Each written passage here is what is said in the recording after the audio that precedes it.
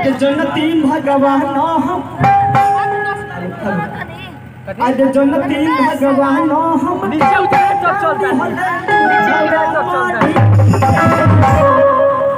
बोलिए सच्चे दरबार की। जितना लोग अपना माई से प्यार करत हुए कृपया आप लोग हाथ उठाइएगा। जे अपना बहन से प्यार करत हुए भैया प्यार के 17 गो लोग भैया प्यार के 17 गो ले बा। भैया हम अपना माई से प्यार करी ले, अपना बहन से प्यार करी ले, अपना बाबूजी से प्यार करी ले, आप सब से प्यार करी ले। आज जन्नती भगवान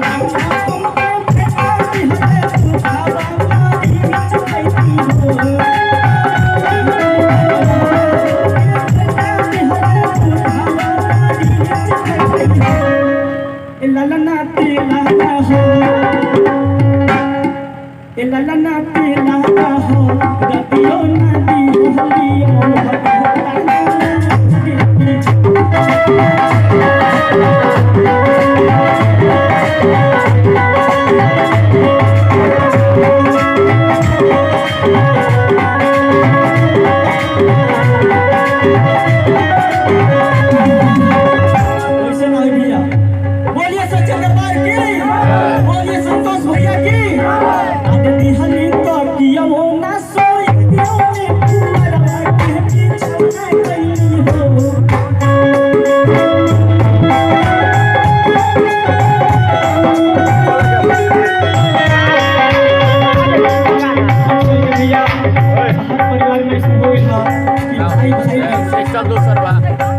भाई भाई में दो हिस्सा लग जाता।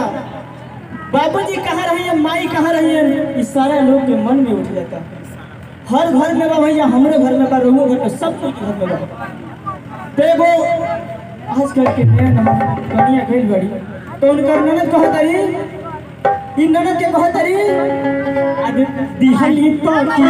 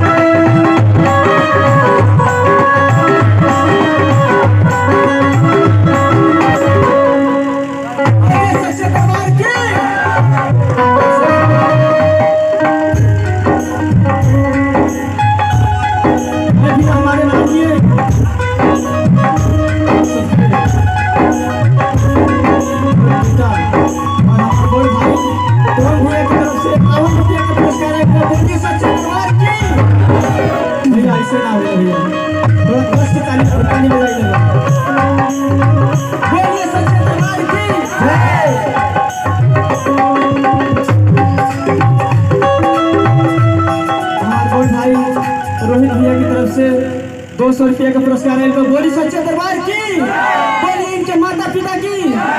हम कहो भैया कि माई दुर्गा माई की पूजा बनो भैया, हम नवरात्र बनी भले जेल से बेल होके आई बनी तो कहा भैया 16 दिन से भूखा बनी, मात्र 3-4 गो लिट्टी एक दिन खात रही जी भैया। हम रोड के जरी सूख के आई बनी। ऐसा कोई कलाकार नहीं है मोतिहारी जिला के कि जो ठेला पर रोड के जरी सो करके आया होगा।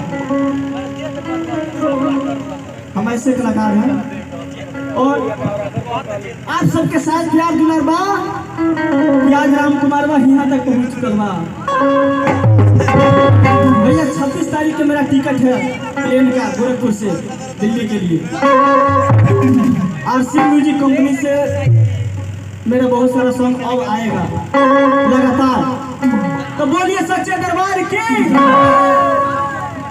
भैया हमारे वो गीत आई बा, शायद आप सबके आदेश हुई तो गा दे, आप सबके आदेश हुई तो गा दे। तो बोली गावेला, बोलिए सच्चे दरबार की। काहे कि भैया हमारे घर में नाम बा, हमारा बहन के नाम बा, हमारा मम्मी के नाम बा, हमारा आंटी के नाम बा, जौन की घंटी रोज बजे।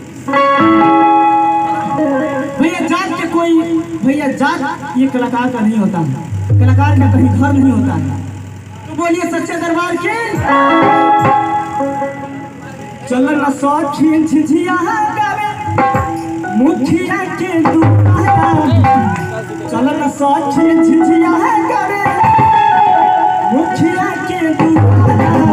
बोलिए सच्चे दरबार की। हर पीछा के मुखिया इन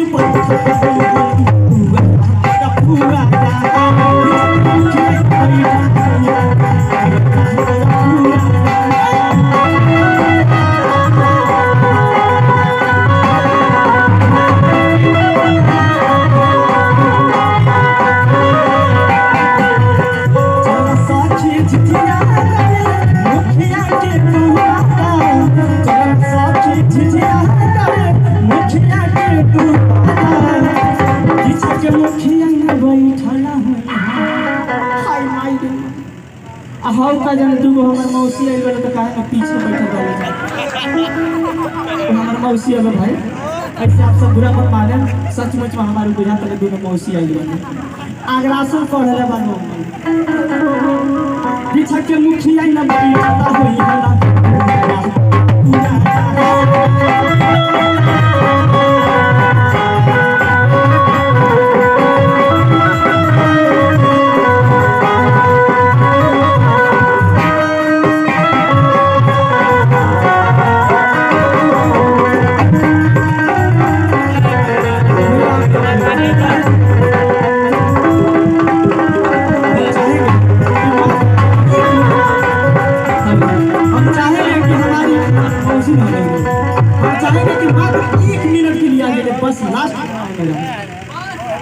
लास्ट गाना है मेरा, प्लीज आप लोग दोनों आदमी आइए, दोनों आदमी।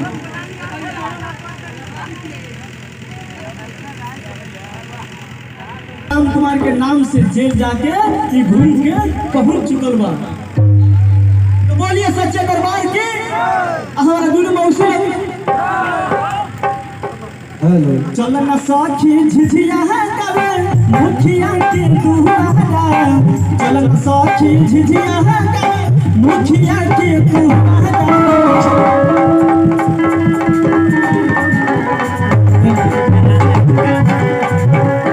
चल न सखी झिझिया गावे मुखिया के दुआरा, सखी झिझिया गावे मुखिया के दुआरा। पीछे के मुखिया न बैठल होई होला हुआ तेरा हुआ दा।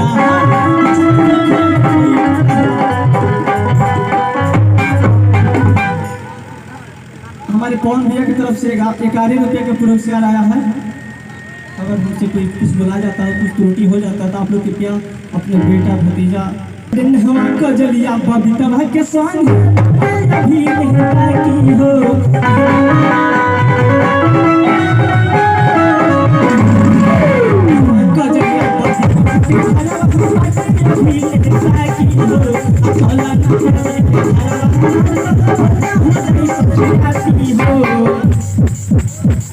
अरे सबका घर जाके हथियाई, सबका घर जाके हथियाई।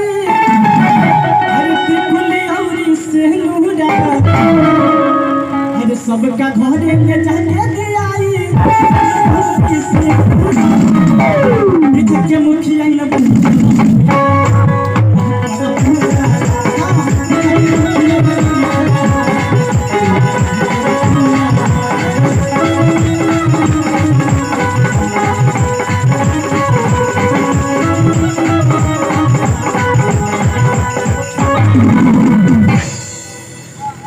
भैया एगो हमार मन रहा कि बहुत गलती बस मुखड़ा गलती, लेकिन हमारे अंजित भैया जो ना कि बहुत अच्छा गाना उड़ा के चला रहे, आप सबके प्यार दुलार मिल रहे। बस मुखड़ा, बस मुखड़ा। अरे पिया पिया रटते पिया रे भइल देहिया, अरे पिया गइल कमनाओ। अरे से जब मन को न लागे, जब होता न हो